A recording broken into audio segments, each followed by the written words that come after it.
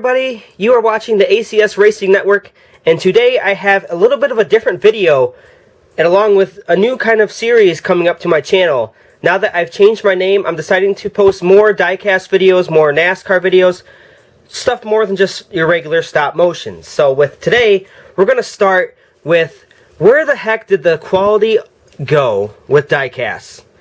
And now what you're looking at here is the 2003 to 2007 era of diecasts. Now keep in mind, these were Action Racing Collectibles, which was bought out by Lionel.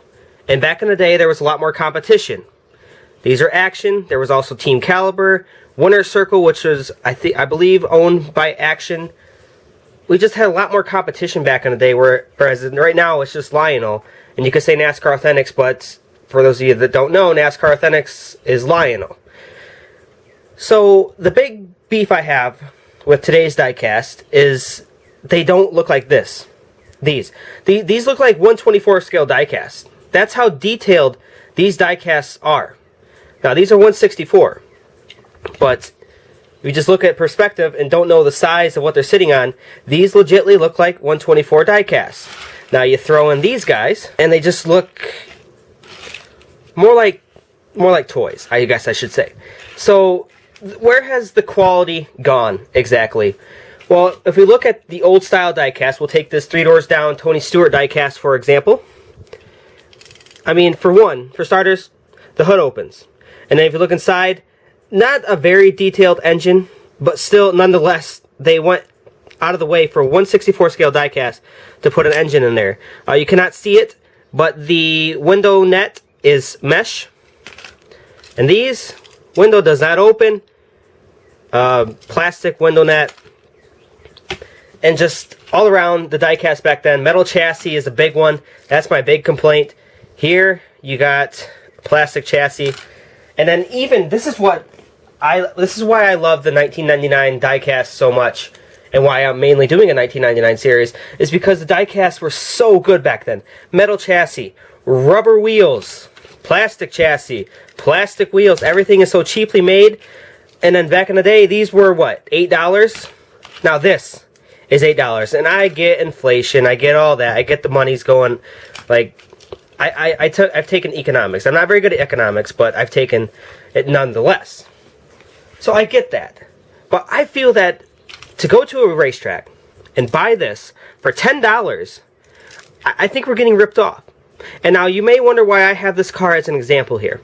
Yes, this diecast is the new 2018 Camaro. It looks amazing, but see where this 9 placement is? Beautiful, perfect. Go to this side. What the heck was Lionel doing? How does this make it past quality control? Where is quality control these days? Why are they making a 2017 diecast on a 2015 Toyota PTC mold? And for those of you who don't know what molds are, this is the EL diecast, the EL mold. This is one of the better ones. I have this in an example of what good quality looks like. This is a great looking race car. Good job. EL mold. This is the double WLS mold. It is very crappy. The stickers did not come onto this car right. It looks very, very trashy. This PTC mold in 2017. What are we doing, Lionel? You don't need to rush. You don't need to rush these cars. They look fine when you take your time, put them on an EL mold, slap it on there. Looks amazing. The color is so off on this Busch Beer 2017 car.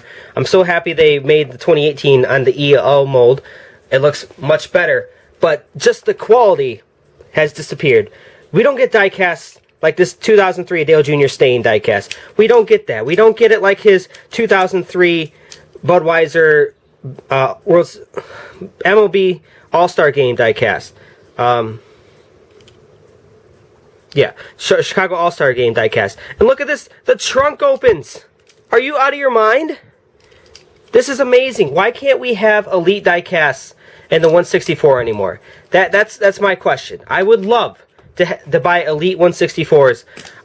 I wouldn't buy them at every driver, but I sure as heck would buy them with my favorite driver, Chase Elliott. I would love to have EL mold versions of Jeff Gordon's 2015 cars in his last year. I would love to have a elite version of his Homestead car. I would love to have diecasts like this 2007 Dale Jr. camouflage car that he raced at the Coke 600. It looks amazing. Look at this. This quality is unmatched. Rubber tires, metal chassis. It just cannot be beat. It is unmatched. Now this car looks great. Don't get me wrong. I'm grateful. But my question is, why can't we have this anymore? Maybe some of you know. Feel free to share your opinions, your comments. I'm aware that I still buy the diecast. I mean, there's going to be an argument. Well, you still buy the diecast, so you're part of the problem. Well, hello. I run a stop motion series. I kind of have to buy the diecast. So, and I'm also a collector, so I'll buy nonetheless. But if I'm buying the product, shouldn't we all have a say in what we buy and the price they're charging for it? I understand to get diecast like this, they're probably going to be $15, but you know what? An elite version of this diecast with a number in the right position, not towards the tire, I would love that. This diecast is amazing. It's one of my favorites. This paint scheme, I mean. Not the diecast. The diecast sucks. But regardless, can we go back to the 90s? The early 2000s. This is 2004. Race version. The freaking tire markings on the car from Dale Jr.'s 2004 Daytona 500 win. Here's his 2014 Daytona 500 win. It looks terrible. I mean, look at that. Paint's gone on the front of the nose. Chips everywhere on this diecast. It's just, it's very frustrating. So I'm all for new diecast.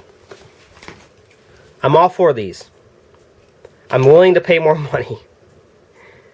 But if we can stop messing up like this. This is 2017. I'll give a pass to this era of Lionel. They were learning. They were trying new things. Black interior. Better decals. They were trying new things. I'll give it a pass. But to use a PTC mold in 2017, like these two diecasts, to use a PTC mold on the 2018 Jamie McMurray Cessna diecast. I don't have it yet. I might not get it because it's on the PTC mold. What are we doing, Lionel? Wake up! Let's go! Let's make good diecasts. Let's make good quality.